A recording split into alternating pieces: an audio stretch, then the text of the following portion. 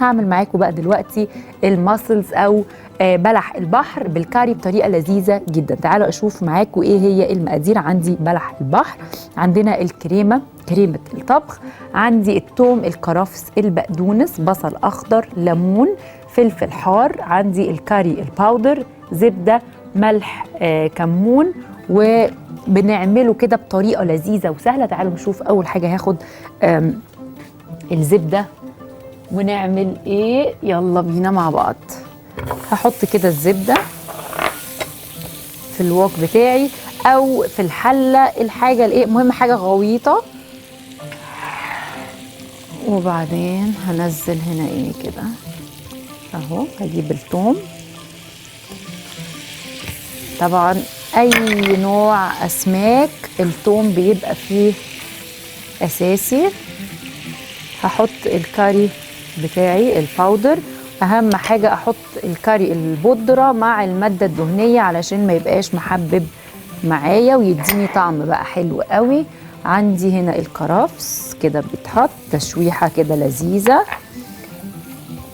مع الفلفل مع البصل الاخضر والفلفل الحار كده. ده الميكس بتاعي الاساسي.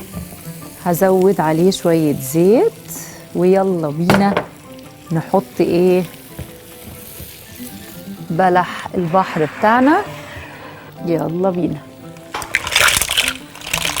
ننزل ببلح البحر زي ما احنا شايفين، وهبدأ بالتقليب.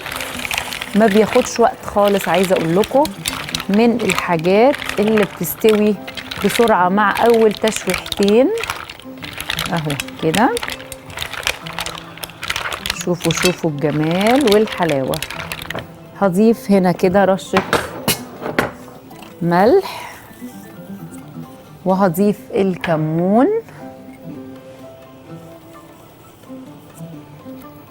وهعصر عليه الليمون بتاعنا. الله الله على جمال وحلاوة بلح البحر كده، بيطلع لذيذ جدا جدا. يلا بينا نقلب تقليبة حلوة.